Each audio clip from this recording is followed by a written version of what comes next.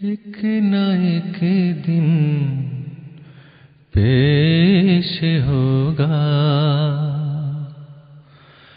تو فنا کے سامنے، چل نہیں سکتی کسی کی کچھ قضا کے سامنے۔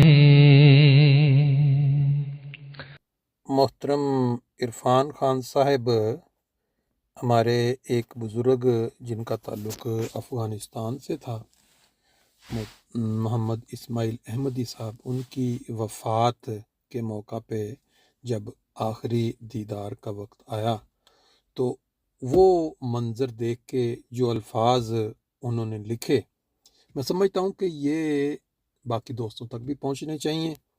اور وہ لکھتے ہیں، کل محمد اسماعیل احمدی افغانی بھائی کے آخری دیدار کے وقت جب میں ٹکٹکی باندھے اس نورانی چہرے کو الوداع کہہ رہا تھا تو میں نے افغانستان کی بے مثال احمدیہ تاریخ کی سبھی حروف اس حسین پیشانی پر ابھرتے محسوس کیے۔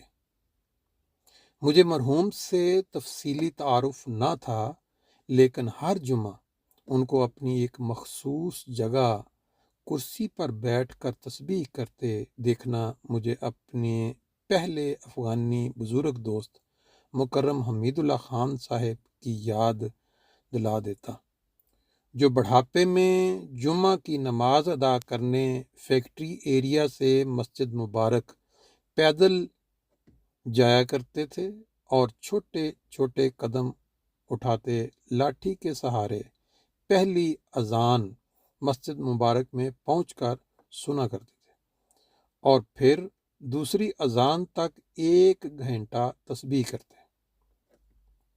سن 60 کی دہائی میں ربوہ کے بچوں کا افغان قومیت سے پہلا تعارف حضرت صاحبزادہ عبداللطیف شہید کے صاحبزادگان تھے۔ کتاب پڑھنے کی عمر کو پہنچے تو ان باوفا ہستیوں سے تعارف ہوا جو وفا کے علم بلند کرتی ہوئی قادیان پہنچی۔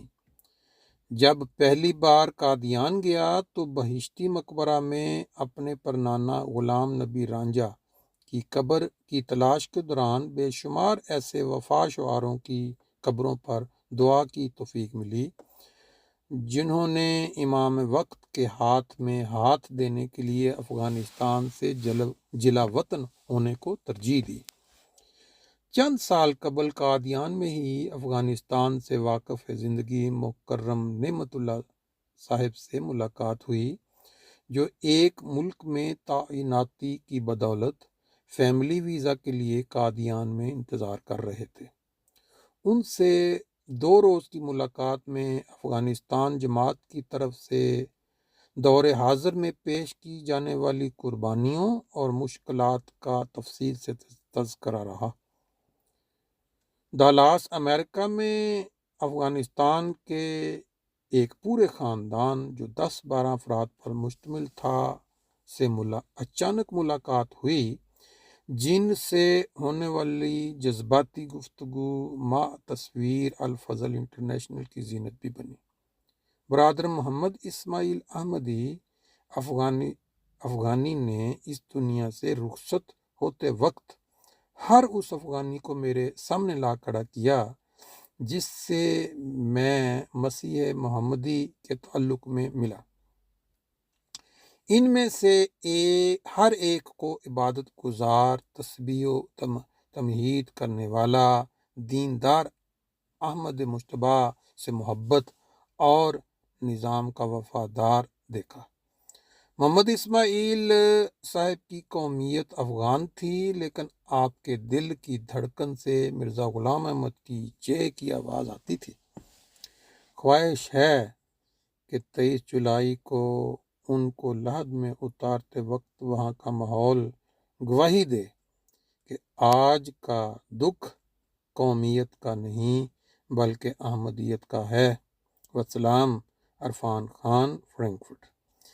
بڑی اچھی تحریر ہے، اور اس کے اندر جو تدفین کے موقع پہ شامل ہونے کی بھی ایک توجہ دلائی گئی ہے۔ بہت سارے دوست کیونکہ جلسہ سالانہ برطانیہ میں شمولیت کے لیے یہاں نہیں ہوں گے، لیکن جو یہاں ہوں وہ ضرور کوشش کریں کہ اس تدفین میں بھی شامل ہوں، اور اس ثواب کا جس کا ذکر ہم اکثر کرتے رہتے ہیں اس میں سے حصہ پائیں۔ شکریہ۔